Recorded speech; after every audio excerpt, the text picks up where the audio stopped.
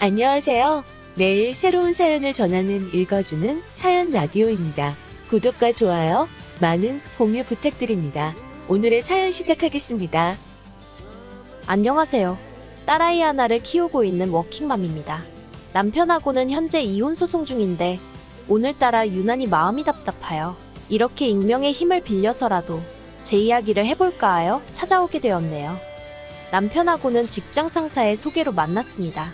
당시 상사가 저를 좋게 본 건지 제가 먼저 남자친구니어내니 그런 말은 꺼내지도 않았는데 자기가 아는 사람 중에 정말 괜찮은 사람이 있다며 지금의 남편을 소개해 주었죠. 사실 당시 저는 그다지 내키지 않았지만 제가 일하던 회사는 직원 수도 적고 규모도 작아서 괜히 거절했다가 눈밖에 나는 건 아닌지 걱정이 되더라고요. 그래서 일의 연장이다 외근이다 생각하며 나갔던 자리였네요. 그런데 기대가 적었기 때문인지 먼저 나와 있던 남편은 제 기대 이상이었어요. 단지 외모만 말하는 게 아니라 대화를 몇 마디 나눠보니 저랑 성격도 잘 맞는 것 같았고요. 그리고 당시 제가 야구를 무척이나 좋아했는데 남편도 저랑 같은 팀을 응원하고 있는 거예요. 그래서 다음 야구 경기를 같이 보러 가자는 계획이 세워졌고 그렇게 데이트를 한 번 더 두 번 더 하게 되었답니다. 그리고 결국 이렇게 부부의 영까지 맺게 된 거고요. 처음 결혼 이야기가 나왔을 당시 시댁 상황에 대해서 먼저 얘기를 하자면 평생 직장 생활을 하셨다는 아버님과 전업주부로 사신 어머님 그리고 남편에게는 아래로 3살 차이가 나는 여동생이 하나 있었죠. 경제적으로는 이미 아버님이 은퇴를 하셨던 상황이라 연금에 의존해 생활을 하고 계셨고요. 그래서 솔직히 경제적으로 지원을 많이 받을 수가 없었어요. 그래서 제가 친정부모님께도 시댁에서 해주는 만큼만 지원해달라 말씀드렸습니다. 친정부모님께서 조금 더 해주실 수 있다 하셨지만 그건 왠지 제가 내키지가 않았거든요.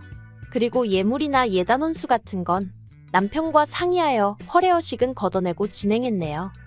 그런데 신혼여행에서 돌아오기가 무섭게 결혼 전과는 달리 어머님 아버님 두 분 다 말 그대로 손자 타령을 하셨습니다.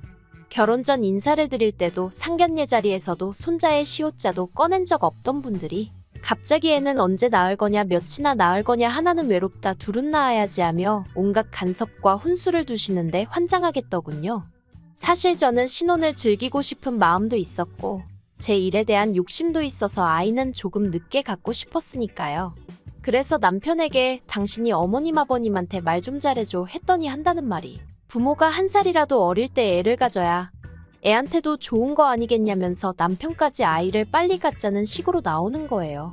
그래서 제가 그럼 내일은 하니까 세상에 엄마라는 직업보다 더 고귀한 일은 없다는 헛소리나 해대면서 말이죠. 결혼 전에는 능력 있는 당당한 제가 좋다던 남자였는데 듣는데 정말 황당해서 어이가 없더라니까요. 그리고 결국 저는 결혼한 지 반년 만에 아이를 가졌습니다. 임신 사실을 알았을 땐 기뻤지만 당혹스럽기도 했고 남들은 감동하고 감격해서 눈물까지 흘린다던데 저는 그런 것보다는 당장 뭐부터 해야 하지? 라는 생각이 컸던 것 같아요. 왜냐하면 당시 직장에서 아름아름 제가 승진대상자라는 이야기가 나오고 있었고 저는 그럴 때마다 아니야 하며 겸손한 척했지만 실은 무척이나 기대하고 있었거든요. 그래서 승진까지는 임신 사실은 숨겨야겠다는 생각을 하고 있었는데 그런데 저희 남편이 본인 말로는 너무 기뻐서 그 기쁨을 주체할 수 없었다면서 저희를 이어준 제 직장 상사에게 연락해 제가 임신을 했으니 너무 힘들게 하지 말아달라는 헛소리를 짓거렸더라고요. 그래서 순식간에 제 임신 소식이 알려지게 되었고 저는 꼭 임신 때문만이 아니라 다른 이유가 있을 수도 있겠지만 어쨌든 승진은 못했어요. 그때 정말 마음의 상처를 많이 받았죠. 게다가 출산 휴가를 마치고 왠지 모를 불안감에 육아휴직도 다 쓰지도 못한 채 바로 회사로 복귀를 했거든요. 그런데 그럼에도 불구하고 그새 너무 많은 게 달라져 있는 거예요. 심지어 제 일의 대부분을 새로 뽑혔다는 직원이 처리하고 있었고요. 막말로 누구 하나 저한테 직접 너 나가 하지는 않았지만 제 자존심상 버티고 있기가 힘들었어요. 그래서 그냥 박수 칠 때 떠나라는 말처럼 웃는 얼굴로 제 발로 나왔습니다. 그리고 그때부터 저는 한동안 아이 키우는 데만 몰두하며 살았어요. 아이가 어린이집에 갈 정도만 되면 다시 일을 알아봐야겠다 생각했죠. 그런데 제가 회사를 나온 지 반년도 안 되었을 시기였는데 남편이 회사를 때려치고 싶다는 거예요. 제가 너무 놀라서 그게 무슨 소리냐니까 치사하고 더러워서 더는 못 다니겠다고요. 당시 남편은 작은 중소기업에서 대리로 근무하고 있었는데 하루아침에 사장 아들이란 사람이 나타나서는 한마디로 직원들을 무슨 지 종부리듯 하기 시작했나 봐요. 저도 남편에게 전해 들은 거니 정확한 속사정은 모르지만요. 아무튼 그래도 제가 안 된다고 했어요. 당신까지 관두면 당분간 생활비도 너무 빠듯하고 하니까 한 1년만이라도 더 버텨달라고 했죠. 근데 남편이 대뜸하는 말이 저는 관뒀는데 자기는 왜 안 되냐입니다. 어이가 없대요. 제 아이기도 하지만 남편 아이이기도 하고 아이 탓을 하자는 건 결코 아니지만 아이 때문에 제가 회사에서 밀려나게 된 거나 마찬가지인데 다른 사람은 몰라도 남편은 알아줘야 하는 거잖아요. 그래서 남편더러 당신이랑 나랑 경우가 같냐고 미친 듯이 쏘아댔네요. 하지만 남편은 기어이 결국 제 의견은 무시하고 회사를 관두더라고요. 저는 그걸 도대체 용서할 수가 없었죠. 그래서 이후로 한 달 정도는 솔직히 제가 남편을 사람 취급도 안 해줬어요. 왜냐하면 회사를 관둔 건 이미 벌어진 일이니 어쩔 수 없다 치고 그러면 최소한 집안일을 돕는다던가 아이 봐주는 걸 같이 한다던가 자기도 뭘 좀 해줘야 하잖아요. 그런데 기껏 한다는 말이 애는 엄마가 잘 키우지 아빠가 뭘 할 줄 아냐입니다. 게다가 그래놓고는 이제껏 제대로 쉬어보지도 못하고 일만 했다며 재충전에 시간을 갖겠다고 하루 종일 TV만 보고 있거나 잠만 자거나 그러는데 그 꼴을 보고 있으니 정말 우라가 치밀더라고요. 그래서 결국 남편한테는 이혼 서류 한 장만 남겨놓고 아이를 데리고 친정으로 내려갔습니다. 막말로 친정아버지가 그래도 당신 사업을 하시니 그거라도 도우면서 살면 굶어 죽기야 하겠냐 싶었거든요. 하지만 얼마 지나지 않아 남편이 바로 뒤쫓아왔고 그렇게 친정부모님이 저희 부부 사이에 벌어지고 있던 일을 모두 알게 되셨습니다. 친정부모님은 남편더러 너무 실망이라며 그렇게 멋대로 살 거면 혼자 살지 결혼은 왜 했느냐고 남편을 나무라셨어요. 혼자 먹고 살래도 돈은 벌어야 하지 않냐며 그걸로 생색을 내는 게 한 집안의 가장이란 사람이 할 짓이냐 하시면서요. 그리고는 급기야 친정아버지께서 남편더러 한 달 내로 직장을 구해라 그러지 않으면 무슨 수를 써서라도 이혼을 시키겠다고 엄포를 놓으시대요. 그리고 남편은 친정아버지의 불호령 덕분인지 아니면 정말 정신을 차린 건지 2주 만에 일자리를 구했습니다. 집에서 멀지 않은 곳에 있는 공장에서 3교대로 일하는 것이었죠. 남편은 자기 할 일만 정신 차리고 하면 되니까 오히려 사무직보다 나은 것 같다며 제 예상과는 달리 만족하며 다니는 듯 했어요. 하지만 남편의 스케줄이 소위 9시부터 6시까지가 아니라 하루는 날밤 새고 하루는 안 나가는 시기다 보니 육아에 있어서는 제가 더 힘들어졌던 게 사실입니다. 그래도 모든 게 제 입맛에 맞을 수는 없다고 생각하고 어떻게든 좋은 쪽으로 생각하려고 했죠. 그리고 어느덧 아이가 3살이 되던 시기에 대학교 때부터 친하게 지내던 언니한테 연락이 왔어요. 언니가 요새 어떻게 지내냐, 어디 다니는 데는 있냐 그런 걸 묻더니 혹시 집에서도 할 수 있는 일인데 한번 해볼 거냐고 묻더라고요. 그리고 들어보니 제가 전에 직장에서 하던 일하고 비슷한 일인 거예요. 그래서 당연히 하겠다고 했죠. 그래서 내친 김에 아이는 어린이집에 보내기 시작했고 저는 저대로 재택근무로 일을 시작했네요. 그리고 그때부터 저희 가족에게도 나름의 안정된 시기가 찾아온 듯 했습니다.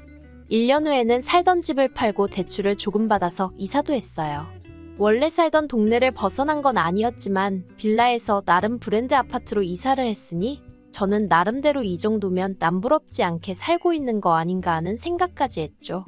그런데 그 무렵 전혀 예상치 못한 소식을 듣게 되었습니다. 신우가 재혼을 하기로 했다는 거예요. 사실 신우는 남편과 제가 결혼할 때 이미 이혼을 한 상황이었어요. 비록 남편보다 나이는 어렸지만 대학을 졸업하기가 무섭게 바로 시집을 갔다가 남자 쪽이 너무 무능해서 아이만 데리고 나왔다고 들었네요. 이후로 시댁에서 시부모님과 함께 살았고요. 그리고 신우에 대한 제 감정은 좋을 것도 나쁠 것도 없었습니다. 같은 여자로서 젊은 나이에 혼자 애 키우고 사는 걸 보니 안쓰럽기도 했고 또 남편 여동생이기도 했으니까 딱한 마음도 있었고요.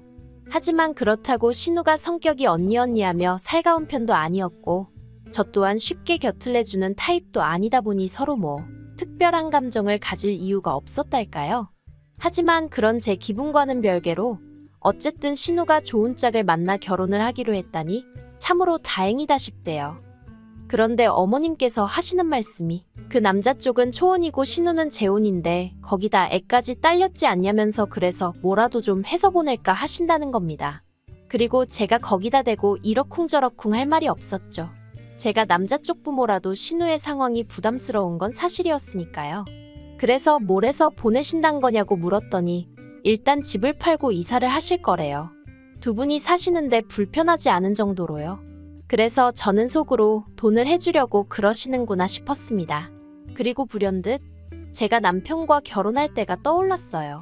우리 때는 얼마 안 해주셨는데 신우는 초혼도 아니고 재혼인데 얼마나 해주시려는 걸까 하는 좀 유치하고 한심한 생각이 들대요. 하지만 뭐 어머님 재산이고 어머님한테 신우가 어쨌든 아픈 손가락인 걸 알고 있었으니 그런 쓸데없는 소리는 당연히 안 했죠. 그런데 어머님이 이어 말씀하시기를 문제는 시조카를 데리고 살려면 못해도 방이 2개는 있는 집으로 이사를 해야 하는데 그런 집은 매물이 많지도 않고 그리고 사실 시조카를 봐주시는 게 이제 힘에 부친다면서.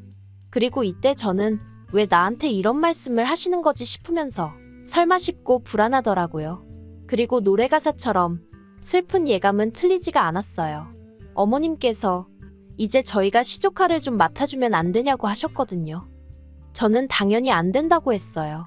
막말로 며칠도 부담스러운데 어머님 말씀대로면 언제까지가 될지 기약이 없는 거였으니까요. 그래서 제가 그 남자 쪽에서 시조카 존재를 모르냐니까 안답니다. 아는데 시조카도 신우랑 재혼할 남자를 불편해하고 남자 쪽에서도 애까지 같이 사는 건 내켜하지 않는 눈치라나요. 그리고 신우가 어머님더러 그러더랍니다. 과거는 있고 다른 여자들처럼 알콩달콩 신혼도 즐겨보고 싶고 그렇다고요. 아니 아무리 그래도 그렇지 과거를 잊는 건 그렇다 쳐도 애를 어디 남의 집에다 맡길 생각을 해가면서 신혼 타령인 건지 이해가 안 되는 거예요. 그래서 어머님더러 신우 마음도 모르는 건 아니지만 저는 시조카를 봐줄 형편도 상황도 안 된다고 죄송하다고 했네요. 그러자 어머님께서는 너무 서운하다 하시더니 네 언니네 애들은 툭하면 놀러를 온다면서 그러는 거 아니랍니다. 황당했어요. 언니네 애들은 고등학생으로 딱 2번 놀러 왔었는데 그건 제가 사는 지역에 바닷가가 있거든요. 그래서 바다 구경한답시고 며칠 있다 간 게 전부인데 애들이 다 커서 제 손이 갈 필요가 없었어요. 밥도 자기들끼리 계란 후라이 하나에서 먹고 오히려 제가 피곤해 보이면 자기들이 나서서 청소도 하고 저희 애도 봐주고 솔직히 힘들긴커녕 도움을 받았는걸요. 하지만 시조카는 달라요. 어머님을 따라 몇 번 저희 집에 온 적이 있는데 일단 정말 손이 많이 갑니다. 입이 짧아서 냉장고에 한 번 들어간 반찬은 안 먹고요. 지 손으로 옷 하나 빨아입을 줄도 모르면서 그렇게 하얀 옷만 찾아댄단 어머님의 하소연도 한두 번 들은 게 아니에요. 거기다 저희 애가 좀만 울어대면 듣기 싫다고 온갖 짜증을 냈던 게 지금도 기억에 생생합니다. 그런데 그런 애를 어떻게 제가 데리고 있겠어요? 막말로 돈을 한 달에 얼마씩 준다고 해도 어휴 싫다는 생각밖에 안 들대요. 그래서 어머님께 친정 조카들하고 비교하시면 안 된다고 그러면 저도 할 말 많다고 해버렸죠. 그랬더니 어머님이 됐답니다. 저 말고 저희 남편하고 얘기해보겠다나요? 그리고 몇 시간 뒤 교대를 마치고 집에 온 남편이 어머님하고 통화를 했다며 먼저 말문을 열었습니다. 저더러 앉아보라더니 한다는 말이 자기 여동생이 결혼하길 바라는 건 맞냐는데 황당하대요. 그래서 당연한 거 아니냐 했더니 그럼 우리가 어떻게든 도와줘야 할 거 아니냐입니다. 한 가족이니까 라면서요. 어이가 없어서 당신 멋대로 회사 때려치고 나 마음고생할 때 어머님이고 신우고 누구 하나 나한테 말이라도 고생한다 애쓴다 뭐 도와줄 건 없냐 물어본 사람 하나 없었다고 했어요. 그때는 나는 남이었고 이제는 한 가족인 거냐 하니까 남편이 잠깐 말이 없더니 이미 지나간 과거 이야기는 해서 뭐하냐입니다. 그리고는 한다는 소리가 자기가 생각해봤는데 시조카를 봐주거나 아니면 우리가 돈을 얼마라도 해주는 게 제일 좋은 방법인 것 같다나요. 시조카 얘기로도 이미 날이 설 대로 섰는데 아니 무슨 돈. 순간 정말 말 그대로 눈이 뒤집히는 것 같대요. 그래서 제가 남편더러 우리가 돈이 어딨냐 하니까 이 아파트를 담보로 대출을 좀 받잡니다. 그러면 시부모님도 집까지 줄여가며 이사 안 하셔도 되고 그러면 시조카도 계속 살던 데서 살 수 있으니까 좋은 게 좋은 거 아니냐며. 그래서 그러면 시부모님더러 대출받아서 신우 시집 보내시라고 하면 되겠네 했어요. 그랬더니 그러면 나이 드신 분들이 그 빚을 어떻게 갚냐면서 저더러 생각이 없다며 짜증이 돼요? 아니, 그럼 우리가 대출받으면 우리는 그 빚을 어느 세월에 어떻게 갚냐니까. 우린 아직 젊으니까 열심히 벌어서 갚으면 된다는데, 아니 미쳤다고 신우 재혼하는데 거기다 돈 내주고 왜 내가 생으로 그 돈을 갚아야 한다는 건지. 남편더러 어이가 없다고 했습니다. 우리 세 식구 잘 먹고 잘 살궁리나 하고 살라고, 능력도 안 되면서 시부모님의 신우비위까지 맞출 생각하지 말라고 확 소리를 질러버렸죠.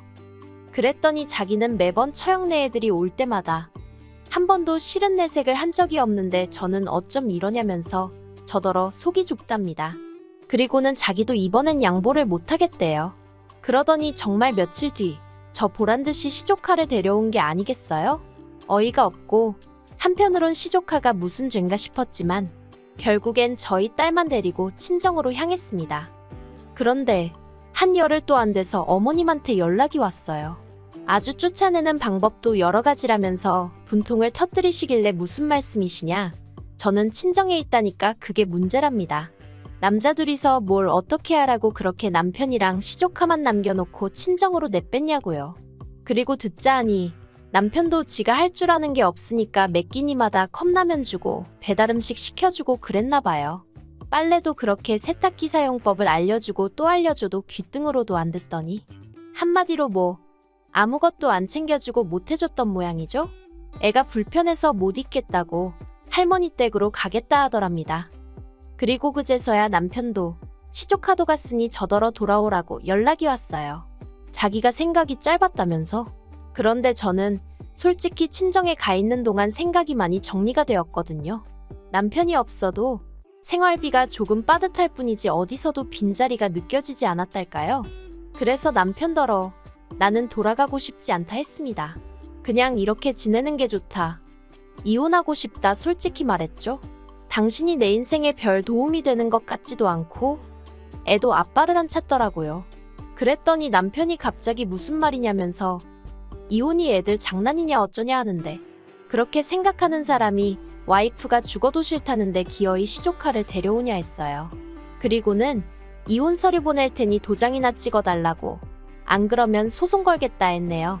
그리고 남편이 도장 안 찍어주대요. 자긴 죽어도 이혼 못한다고요. 그래서 소송 시작했어요. 앞으로 얼마나 긴 싸움이 될지 누구도 장담할 수 없다지만 저 지치지 않으려고요. 와이프 알기를 모같이 아는 인간하고 더는 하루도 한 이불 덮고 살 생각 없습니다. 긴 이야기 들어주셔서 감사합니다. 오늘의 사연은 여기까지입니다. 구독과 좋아요, 알람 설정해주시면 앞으로 더 좋은 사연으로 찾아오겠습니다. 감사합니다. 안녕하세요. 매일 새로운 사연을 전하는 읽어주는 사연 라디오입니다. 구독과 좋아요, 많은 공유 부탁드립니다. 오늘의 사연 시작하겠습니다. 안녕하세요. 연애 4년 만에 부부의 연을 맺었는데 벌써 이혼 생각이 간절해진 30대 여성입니다. 솔직히 지금도 이런 이유로 이혼을 하는 게 맞는 건지는 잘 모르겠어요. 그리고 그래서 이런 글도 쓰고 있는 거고요. 글을 쓰면서 제가 겪은 일들을 되새기다 보면 나름대로 답이 나오지 않을까 싶어서요. 남편하고는 앞서 말씀드린 대로 4년을 만났는데 처음 만났던 건 취업 준비를 하면서였어요. 취업 준비를 하다 보면 다른 건 그렇다 쳐도 면접 준비가 혼자 하기 참 어렵거든요. 그래서 어떻게 하는 게 좋을까 하다가 온라인에서 같은 회사를 지원하는 사람들하고 연락이 닿았고 그럼 한번 다 같이 열심히 해보자는 취지로 오프라인에서 만나게 되었죠. 남편은 그들 중 한 사람이었고요. 하지만 그렇다고 남편과 제가 영화처럼 첫 만남의 운명을 느껴 바로 연애를 시작하고 그런 것은 절대 아니었습니다. 당시에는 남편도 저도 서로를 도와주면서도 동시에 일종의 라이벌처럼 여겼거든요. 그렇다 보니 연애 감정 같은 건 느낄 새가 없었지요. 그리고 덕분에 남편도 저도 비록 목표하던 직장은 아니지만 제법 이름난 회사에 들어가게 되었죠.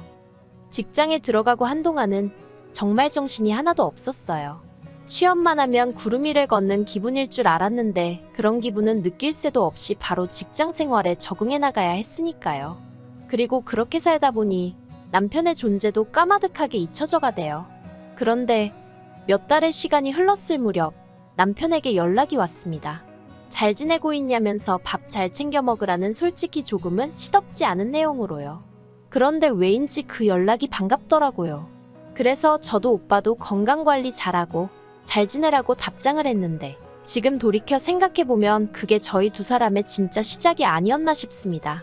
이후로 남편이 저에게 밥 한번 같이 먹자며 투박한 데이트 신청을 해왔고 그렇게 연애를 하게 되었거든요. 남편과 4년이란 시간을 무탈하게 만날 수 있던 이유는 다른 어떤 조건보다도 성격이 잘 맞았기 때문이에요. 저에 대해서 조금 이야기를 해보자면 저는 굉장히 사적인 부분을 중요시하는 사람입니다. 혼자만의 시간도 소중하고 남에게 제 사생활에 대해서 미주알고주알 말하는 타입이 아니라고 할까요? 그런데 정말 다행스럽게도 남편도 저와 비슷한 성향이었어요. 남편도 입버릇처럼 혼자만의 시간이 중요하다 말했고 우리는 커플이니까 뭐든지 같이 해야 해 라는 식이 아니었거든요. 심지어 남편은 그런 이유로 시부모님이나 신우하고도 그렇게 가깝게 지내지 않는다고 했습니다. 자기는 철저한 개인주의자라나요. 아무튼 그렇게 남편과 저는 잔잔한 호수처럼 연애하다가 마침내 부부의 연을 맺게 되었습니다. 사실 아버님이 아니었다면 저희는 지금도 연애만 하고 있을지도 모르겠어요. 그 정도로 남편이나 저나 결혼을 서둘러야겠다는 생각은 없었거든요. 하지만 아버님께서 앞으로 2, 3년 안에 회사에서 나오시게 될 것 같다며 웬만하면 당신이 현직에 있을 때 식을 올렸으면 하시더라고요. 그리고 저도 당시에는 남편과의 결혼이 급하진 않았지만 결혼 자체는 언제가 됐든 남편이랑 한다는 생각 정도는 하고 있었기 때문에 그런 시댁의 요구를 모른 채 하기도 애매하대요. 그래서 그래 이번에 해야 하나 다음에 해야 하나 어차피 할 결혼인데 뭐 그렇게 생각하고 식을 올리게 된 거예요. 그런데 막상 식을 올리고 나니까 연애 때랑은 또 완전히 다르더군요. 일단 연애 때는 남편과 일주일에 한두 번 밖에서 만나 맛있는 거 먹고 재밌는 영화 보고 쇼핑도 다니고 한마디로 서로 즐겁고 좋은 일들만 함께 하면 됐는데 결혼을 하니까 그게 안 되는 거예요. 게다가 그래도 저는 이제 우리가 함께 할 시간이 늘어난 만큼 어느 정도의 취미생활이라던가 그런 건 같이 하는 게 좋지 않을까 싶어서 남편한테 뭐라도 같이 할 만한 걸 배워보자고 몇 번이나 제안했는데 남편이 각자 재밌게 살면 되는 거 아니냐면서 뭘 새로 배우는 건 내키지 않는다고 딱 잘라 거절을 하대요. 그리고 그 말이 저는 무척이나 서운했습니다. 남편의 성향을 모르고 한 결혼은 아니었지만 그래도 나를 위해서 그리고 우리 가정을 위해서 조금 달라질 수 있는 거 아닌가 싶었거든요.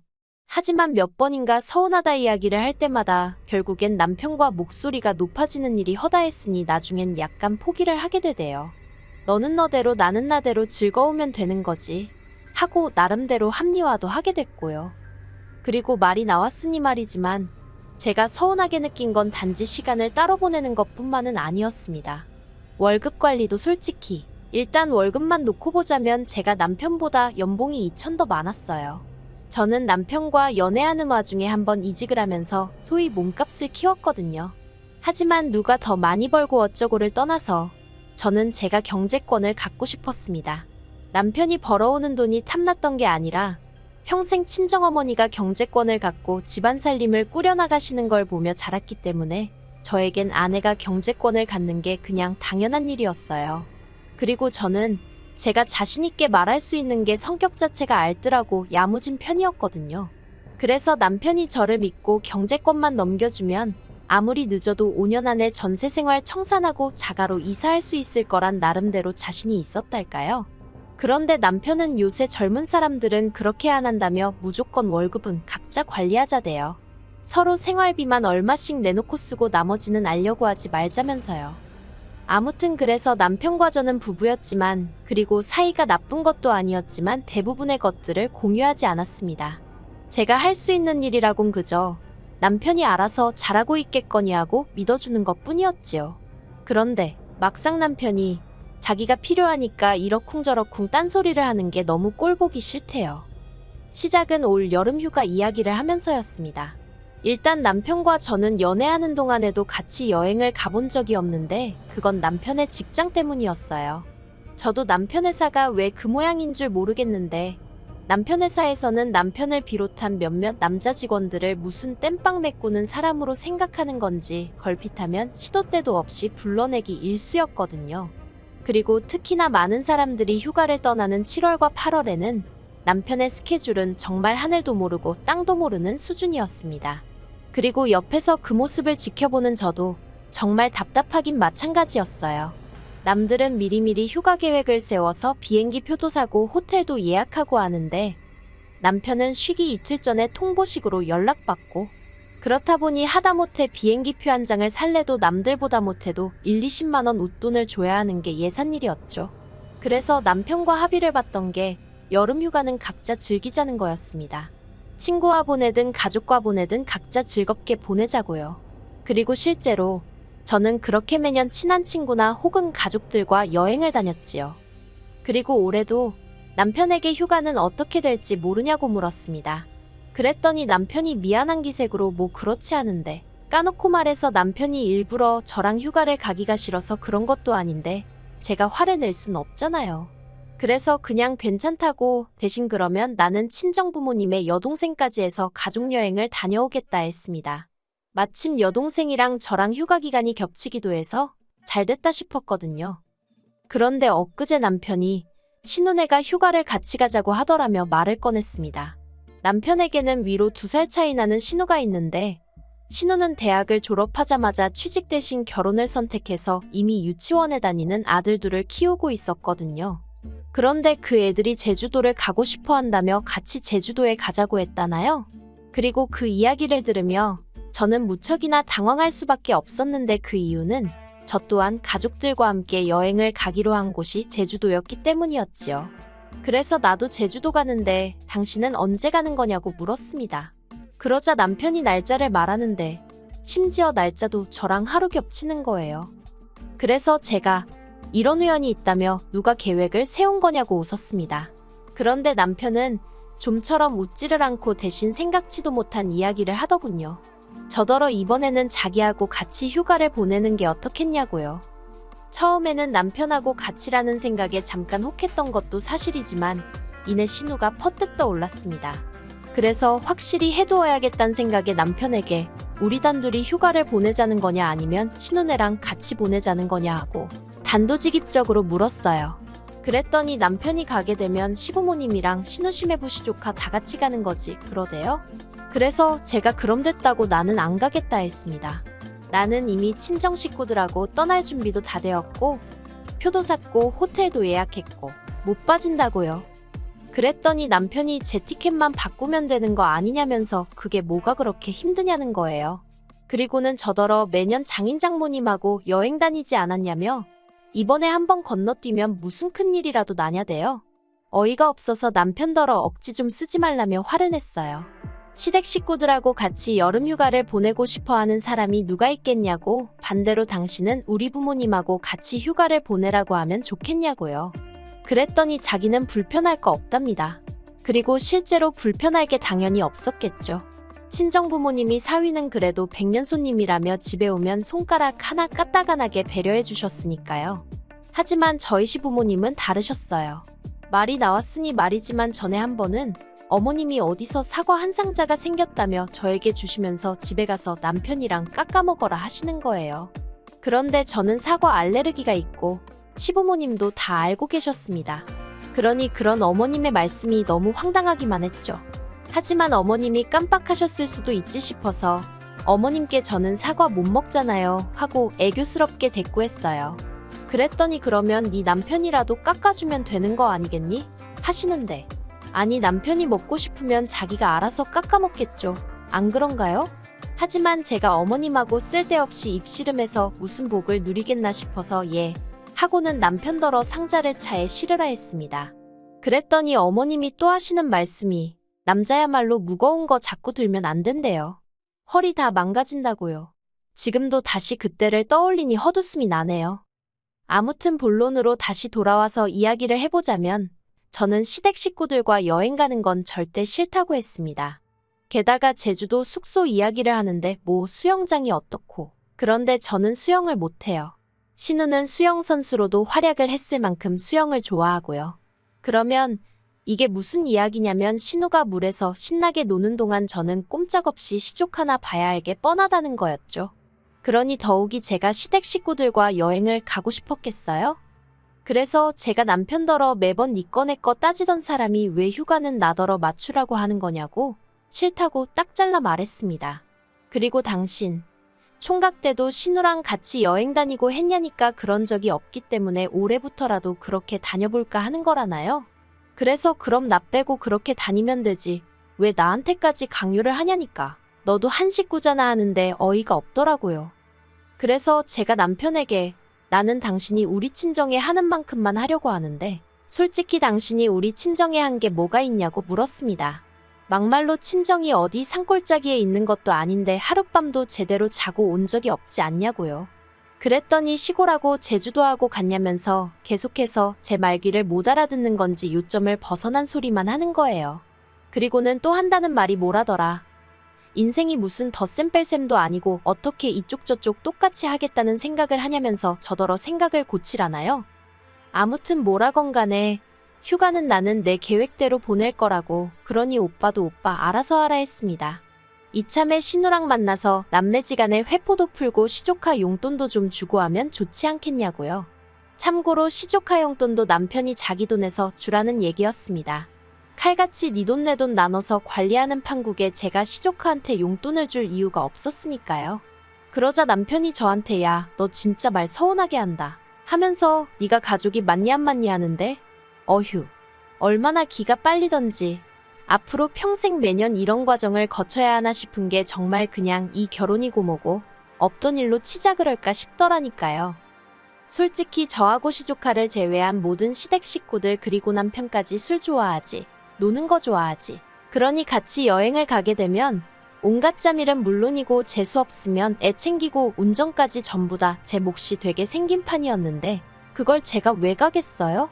누굴 바보로 알아도 분수가 있지. 그래서 제가 남편더러 상황이 이러이러하니 안 갈 거고 앞으로도 이런 식의 가족 모임은 참석하지 않겠다 했습니다. 그랬더니 남편이 저더러 정말 너무하다면서 서운하네 어쩌네 난리더니 이제 삐져가지고 보란듯이 입을 대빨 내밀고 다닙니다. 그런 모습을 보니까 너무 속 터져서 정말 결혼이고 뭐고 없던 일로 하고 싶네요. 제가 만약에 이런 일로 남편과 못 살겠다고 하면 사람들이 저더러 철없다고 할까요? 참고로 혼인신고는 어머님 때문에 못하고 있습니다. 어머님이 좋은 날이라고 받아오신 게 내년 초봄이라서 기다리는 중이거든요. 그래서 제 마음이 좀 더 급한 것도 있어요. 어차피 갈라설 거면 서류라도 깨끗한 게 낫지 않을까 싶거든요. 아 정말 여름 휴가를 왜 시댁 식구들이랑 가야 한다고 하는 건지 환장하겠습니다. 하나를 보면 열을 안다고 그냥 콱 결혼이고 뭐고 없던 일로 하자고 질러버려도 될까요? 긴 이야기 들어주셔서 감사합니다. 오늘의 사연은 여기까지입니다. 구독과 좋아요, 알람 설정해주시면 앞으로 더 좋은 사연으로 찾아오겠습니다. 감사합니다. 안녕하세요. 매일 새로운 사연을 전하는 읽어주는 사연 라디오입니다. 구독과 좋아요, 많은 공유 부탁드립니다. 오늘의 사연 시작하겠습니다. 안녕하세요. 영 끊고 살다가 갑자기 나타난 시부모님과 그런 시부모님의 사랑에 목마른 남편의 장단을 맞춰줄 수 없어 이혼한 30대 여성입니다. 남편하고는 오랫동안 아는 사이로 지냈습니다. 그러다 제 나이 29, 남편 나이 28에 무슨 바람이 불었던 건지 갑자기 남편이 저한테 들이대기 시작했어요. 그전까지는 연락이나 가끔 주고받았지 차 한잔 따로 마셔본 적도 없었으면서 말이죠. 아무튼 남들 다 하는 연애 나도 한번 해보자는 비교적 가벼운 마음으로 만나기 시작했네요. 그런데 사귄 지 2년쯤 되었을 때 아이가 생겼습니다. 지금이야 눈에 넣어도 아프지 않을 딸아이이고 아이의 존재에 감사한 마음뿐이지만 그 당시에는 얼마나 당혹스럽던지. 남편은 처음부터 저랑 결혼할 생각이었다며 좋아했지만 저는 혼란스러운 마음이 컸어요. 게다가 기뻐하는 남편의 반응과 달리 시댁에서 보인 반응은 차갑기 그지 없었습니다. 여자가 몸가짐을 어떻게 하고 다녔으면 그렇게 애가 쉽게 생기냐는 충격적인 발언도 서슴지 않으셨죠. 그리고 제가 남편보다 1살 연상이라는 사실도 마음에 안 든다 하셨어요. 여자 나이가 많아서 멀쩡한 애나 나오겠냐 하시면서요. 그래서 결국 임신 사실을 알고 2달쯤 됐을 때 남편에게 제가 아이는 지우겠다고 헤어지자고 했습니다. 그런데 남편이 제발 자기만 믿고 따라와 줄 수는 없겠냐며 제 앞에서 무릎을 꿇고 엉엉 울더라고요. 뿐만 아니라 저 몰래 친정 부모님을 만나서도 자기가 지금부터 저와 뱃속의 아이를 위해서는 뭐든지 할 테니 제발 장인 장모님이라도 저희 편이 되어주시면 안 되겠냐고 통사정을 하더래요. 그래서 결국 시부모님의 반대에도 불구하고 저희는 부부의 연을 맺었습니다. 참고로 어머님은 식장의 끝끝내 모습을 보이지도 않으셨고요. 그래서 이후로 한동안 시댁과는 연을 끊고 지냈습니다. 저희가 신혼여행에서 돌아와 시댁에 인사를 드리러 갔을 때도 문전박대를 하셨고 아이 출산이 임박하여 연락을 드렸을 때도 관심 없다 하셨으니까요. 그리고 매번 그런 상황을 맞닥뜨리니 어느 순간부턴 더 이상 뭘 어떻게 얼마나 노력을 해야 할지 모르겠대요. 그래서 솔직히 언젠가부턴 에라 모르겠다 될 대로 되겠지 하는 심정으로 내버려뒀습니다. 남편도 처음에는 매번 돌아오는 시부모님의 냉랭한 반응에 힘들어하는 눈치였지만 언젠가부턴 저와 마찬가지로 마음을 접은 듯 했고요. 그리고 까놓고 말해서 시부모님의 부재에도 불구하고 저희 일상에는 아무런 지장이 없었던 게 사실이에요. 게다가 친정부모님께서 아이에게 워낙 큰 사랑과 지원을 해주셔서 아이가 조부모의 사랑을 모르고 자란 것도 아니었고요. 그런데 그런 시부모님한테 연락이 온 건 저희 아이가 4살이 되던 해였습니다. 모르는 번호로 전화가 걸려와 무심코 받았는데 어머님이셨어요. 목소리 들은 지가 워낙에 오래돼 처음엔 누군지 감도 안 오대요. 그런데 어머님이 스스로 누구누구 엄마라고 소리를 빽 지르시고 나서야 아 어머님이시구나 싶었죠. 사실 살면서 어머님 아버님 생각을 많이 자주 한 것은 아니었지만 우연이라도 마주치게 되면 어떻게 첫마디를 건네야 할까 하고 이런저런 상상을 가끔 하곤 했었는데 갑자기 어머님과 이야기를 나누게 되니 그간의 생각들은 온데간데 없이 사라지고 순간 정신이 멍해지는 듯 했습니다. 하지만 이내 잘 지내셨냐 어쩐 일로 연락을 다 주셨냐 물었네요. 어머님의 목소리는 긴장은커녕 예전과 다름없이 날카롭고 냉랭했습니다. 그리고 꺼내신 첫마디가 먹고 살만하냐는 거였어요. 당시 저희 남편은 친정아버지 회사에서 일을 배우고 있었고 저는 프리랜서 작가로 일했거든요. 벌이는 둘이 먹고 사는 데는 충분한 수준이었고요. 그래서 제가 나쁘지 않아요 라고 대답을 했더니 어머님은 잘났다 하시며 빈정거리시는 거예요. 정말 변한 게 하나도 없으셨지요. 그리고 며칠 뒤 어머님한테 또다시 연락이 왔습니다. 그리고 그 내용은 간단명료했어요. 이제껏 아주버님이 생활비를 주셨는데 이제 못 준다고 하니 저희더러 내놓으라고요. 지난 몇 년 동안 형 혼자 자식 노릇하느라 고생했으니 이젠 네가 좀 해야 하지 않겠냐는 거였죠. 남편은 마음이 복잡해 보였습니다. 몇 년 만에 연락을 해온 시부모님이 고작 돈 때문에 연락을 했다는 사실에 충격을 받은 것 같기도 했고 한편으론 그런 시부모님이 안쓰러운 모양이었어요. 하지만 제가 무슨 말을 어떻게 해줘야 할지 도통 감이 오질 않았습니다. 아무 일도 없었던 듯이 어머님과 웃으며 잘 지낼 자신도 없었고 심란해하는 남편을 달래줄 만큼 제가 통이 큰 사람도 아니었거든요. 그래서 어느 쪽으로든 남편이 생각이 정리되면 말을 하겠지 하고는 기다렸어요. 그랬더니 한 일주일 만에 한다는 말이 자기도 남들처럼 지내고 싶답니다. 제가 친정 식구들과 잘 지내는 것처럼 자기도 그렇게 지내고 싶다고요. 그리고 저는 그 말이 마치 부모님 생활비를 보태드리고 싶다로 들렸던 게 사실이에요. 그래서 그러라 했습니다. 당신이 해드리고 싶은 대로 해드리라고요. 솔직히 저를 반대하시던 어머님의 표정, 말투 그리고 그날의 공기까지 잊은 줄 알았는데 잊고 살고 있다고 생각했는데 어머님하고 통화를 하는 순간 모든 게 되살아났거든요. 그러면서 마음이 무척이나 괴로웠죠. 하지만 그런 건 저 혼자 감당하기로 하고 남편 마음이라도 편하게 해주자. 결국 그렇게 제 나름대로 남편에게 양보하고 배려를 했던 겁니다. 그래서 시댁하고 왕래를 하고 살게 된 거죠. 하지만 없는 거나 마찬가지였던 시댁이라 그런 건지 날이 갈수록 힘에 부친다는 게 어떤 건지 실감이 나더라고요. 특히나 어머님 아버님은 물론이고 아주버님까지 이런저런 부탁을 해올 때면 정말 내가 이런 것까지 들어줘야 하나 싶을 정도로요. 한편 저인 부부는 처음 결혼할 때는 아파트에 살았지만 얼마 지나지 않아 주택으로 이사를 했습니다. 이사를 하게 된 이유는 여러 가지가 있었지만 일단 딸애가 아토피가 있었고 남편이 다니던 회사에서 해고를 당했거든요. 그런데 업계가 워낙 좁다 보니 소문도 좋질 않아서 재취업이 쉽지가 않대요. 그리고 그 사실을 알게 되신 친정아버지가 남편을 걷어주셨습니다.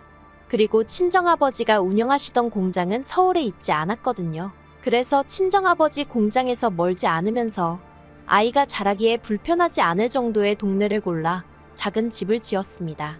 2층짜리 주택으로 손녀를 위한 거라며 친정아버지가 목돈을 보태주셨고 이후로는 벽지 하나 장판 하나 제 손길이 미치지 않은 곳이 없었을 만큼 공을 들여 지은 집이었지요. 그런데 어머님과의 연락 이후로 얼마간 흘렀을 때였어요. 어머님이 대뜸 집은 언제 보여줄 거냐 물으셨는데 솔직히 저는 집까지 공개할 만큼은 마음의 준비가 되어 있지 않은 상황이었거든요. 하지만 남편은 달랐던 모양입니다. 뭐랄까, 나름대로 인정을 받고 싶은 눈치였죠. 그리고 그래서인지 남편은 우리가 얼마나 열심히 살았는지 보란듯이 보여주자면서 저를 설득하려 들대요. 그리고 결국 그렇게 시부모님이 저희 집에 오셨습니다. 아주버님네 식구들까지 전부 다 대동하고 말이에요. 그런데 어쩜 아무리 아들 집이라지만 엄연히 남의 집인데 그래도 그렇지 누구 한 명 뭐 하나 사들고 온 사람이 없었습니다. 저는 그래도 나름대로 시댁 식구들이 온다는 생각에 마음이 쓰여서 이것저것 음식도 만들어두고 한 상황이었는데 말이죠. 게다가 다들 짝이라도 한 건지 빈손으로 와서는 집안은 또 어찌나 꼼꼼히 둘러보는지 누가 보면 저희 집 사러 온 줄 알겠더라니까요. 그래도 좋은 게 좋은 거다 생각하고 싫은 티 내지 않고 있었어요. 그리고 식사를 하면서 이런저런 이야기를 나누게 되었는데요. 어머님이 대뜸 이 집은 누가 샀냐, 누구 명의로 되어 있냐 그런 걸 물어보시더라고요. 그리고 저는 제 명의로 되어 있지만 친정아버지가 많이 도와주셨다고 대답하려고 했어요. 그게 사실이었으니까요. 그런데 남편이 자기 명의고 자기가 번 돈으로 샀다고 그러는 겁니다. 깜짝 놀랐어요. 생전 거짓말이라곤 못하는 사람인 줄 알았는데 아무렇지도 않게 그런 소리를 해서요. 하지만 이내 그래 어머님 아버님 앞이라 잘 보이고 싶어서 그러나 보다 하곤 별말은 안 했습니다. 그리고 이후로 어머님이 남편한테 직장 다니는 건 어떻냐 이런저런 이야기를 물어보시면서 하시는 말씀이 아무리 사위라도 사위는 백년 손님이니 친정부모님이 막대하지 못하게 하라나요.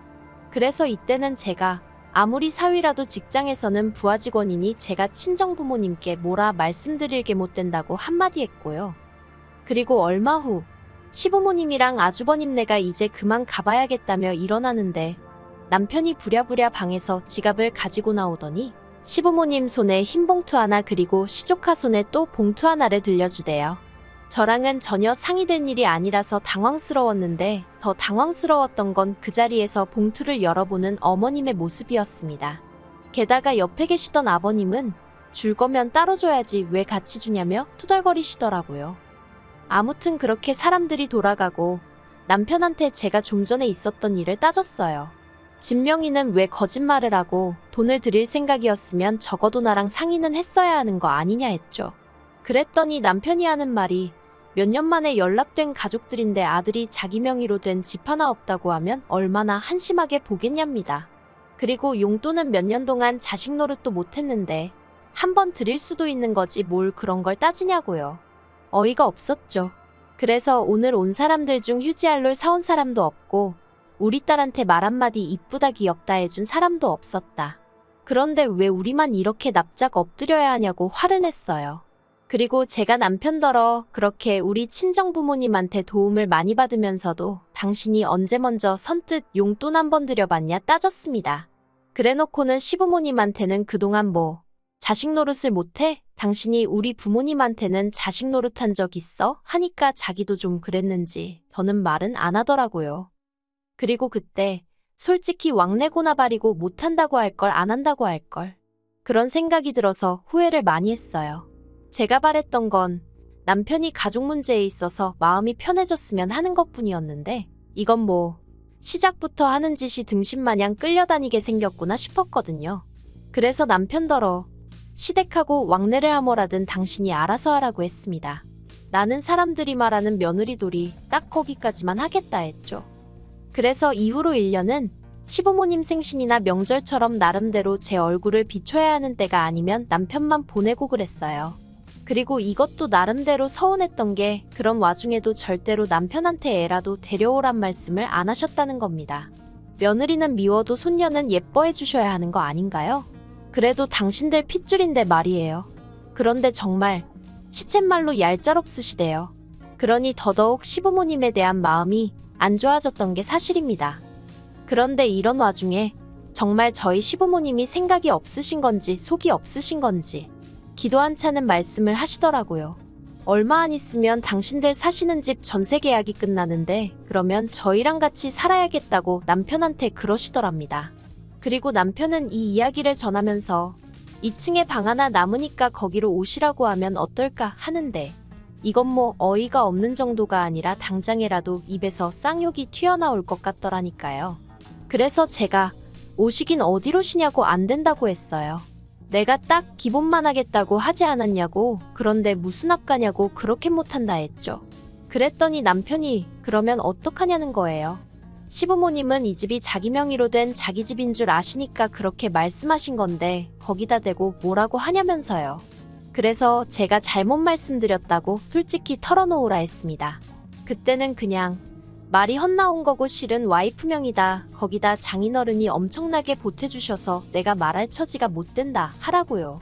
그랬더니 남편이 저더러 정말 너무하다면서 이번에는 자기도 시부모님한테 인정 좀 받고 싶은데 그걸 안 도와주려는 거냐며 황당하고 어이가 없어서 말 한마디도 더는 섞고 싶지 않더군요. 그래서 너는 떠들어라 나는 모르겠다 하고 먼저 자리에서 일어났습니다. 그리고는 딱 한마디만 덧붙였어요. 어머님 아버님이 여기 이사 들어오시는 날이 당신이랑 나랑 이혼 도장 찍는 날인 줄 알라고요. 그런데 남편은 제 말을 귓등으로 들은 건지 올 4월이었습니다. 그 무렵에는 어쩔 수 없이 일 때문에 서울에 나갔다 와야 하는 상황이 몇 번 있었거든요. 그리고 그날도 일 때문에 이른 아침부터 점심 무렵까지 서울에서 약속이 빼곡히 차 있었어요. 그래서 딸애는 전날 친정어머니께 맡기고 새벽 5시 반에 집을 나섰죠. 그런데 점심 약속이 캔슬이 되면서 생각보다 일찍 일정이 마무리되었습니다. 일에 시달려서인지 오로지 빨리 집에 가고 싶은 마음뿐이라 평소라면 바깥 구경도 할 겸 버스를 탈 건데 택시를 탔어요. 그리고 거의 집에 다 도착했을 때쯤 저는 생각지도 못한 광경을 보게 되었습니다. 집 앞에 웬 이삿짐 차량이 와 있었고 보아하니 이제 막 짐을 내리기 시작한 듯 하더라고요. 그리고 그 앞에는 뭔가를 지시하는 저희 남편과 시부모님이 계셨죠. 순간 남편과 눈이 마주쳤는데 남편이 화들짝 놀라는 게 저는 신발이 벗겨지는 줄도 모르고 뛰어가 들고 있던 핸드백으로 남편을 후려쳐버렸습니다. 그리고는 지금 이게 무슨 상황이냐고 냅다 소리를 질렀네요. 그랬더니 어머님이 제 머리채를 잡으시곤 이게 미쳤냐며 뭐하는 짓이냐입니다. 그리고 솔직히 저도 머리채가 잡혔으니 아팠을 거 아니에요. 그러니 본능적으로 어머님을 밀치듯 떼어냈어요. 그러자 이번엔 다시 남편이 저더러 진정 좀 하라며 그래서 제가 이삿짐 센터 직원들한테 이거 지금 이 집으로 이사 들어가는 거냐니까 그렇답니다. 어이가 없어서 내가 집주인이라고 오늘 여기 이사 계획 없다고 했죠. 그러자 직원들도 분위기가 이상하단 걸 알아챘는지 어수선해지더니 그럼 이거 다 어떡하냐입니다. 그래서 가지고 온 주소로 돌려보내던지 알아서 하라고 했어요. 아무튼 내 집에는 못 들인다고요. 그리고는 남편더러 내 말이 우습냐고 했습니다. 어머님 아버님 모시고 오는 날 이혼이라고 하는 게 농담인 줄 알았냐고요. 그런데 그런 상황 속에서도 어머님은 저더러 네가 뭔데 내 아들 집에 내가 들어간다는데 난리냐며 저더러 꺼지라는 거예요. 그래서 제가 어머님더러 아드님이 말 안 하더냐고 이 집 제 집이라 했어요. 저희 친정아버지가 무지막지하게 도와주셔서 산 제 집이라고요. 그랬더니 남편이 저더러 입 조심하라면서 악을 쓰대요. 그리고는 뭐라더라. 집만 제 명의일 뿐이지 자기 지분이 왜 없냐입니다. 부부간의 명의가 무슨 소용이냐면서요. 자기도 자기 주장할 권리가 있다나 어떻다나. 말 같지도 않은 소리를 신나게 떠들더라고요. 그래서 또 너는 떠들어라 하고 내버려두곤 대문 잠궈버렸어요. 그리고는 경찰 부르기 전에 전부 다 눈앞에서 사라지라 했죠. 그런데 이후로 어머님 아버님은 결국 그 짐을 다 싣고 아주버님네로 가셨는데 이제 아주버님 처그러니까 형님이 난리가 났던 모양이에요. 남편 말이 저 때문에 그 집도 지금 이혼한다 소리가 나왔다며 형수가 저를 가만 안 둔다고 벼르고 있다나요? 그래서 저도 자기가 가만 안 두면 별 수 있냐 받아쳤어요. 그러자 남편이 한다는 말이 언제까지 어머님 아버님한테 그렇게 꽁에 있을 거냐입니다.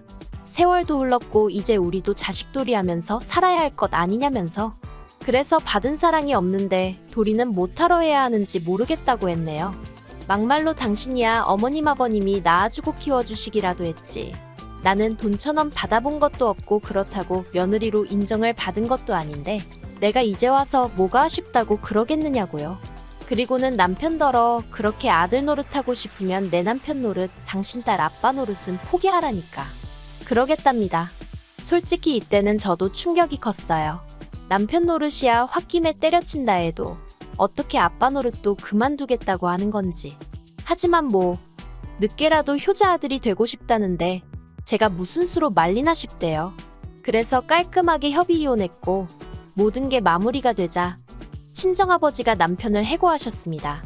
남편이 저희 아버지더러 장인어른은 공과사도 구분을 못하시냐 악을 썼는데 저희 친정아버지가 공과사고나 바리고 내 딸 가슴에 대못질한 놈한테는 10원짜리 하나도 아깝다며 막말로 너가 무슨 잘난 인재도 아닌데 내가 너깟 거를 왜 데리고 있어야 하냐고 듣자 하니 아주 자존심을 갈기갈기 찢어놓으셨더라고요. 어휴, 이제 지 밥벌이도 못할 텐데 효자 노릇은 무슨 수로 하려나 궁금하네요. 긴 이야기 들어주셔서 감사합니다. 오늘의 사연은 여기까지입니다. 구독과 좋아요, 알람 설정해주시면 앞으로 더 좋은 사연으로 찾아오겠습니다. 감사합니다.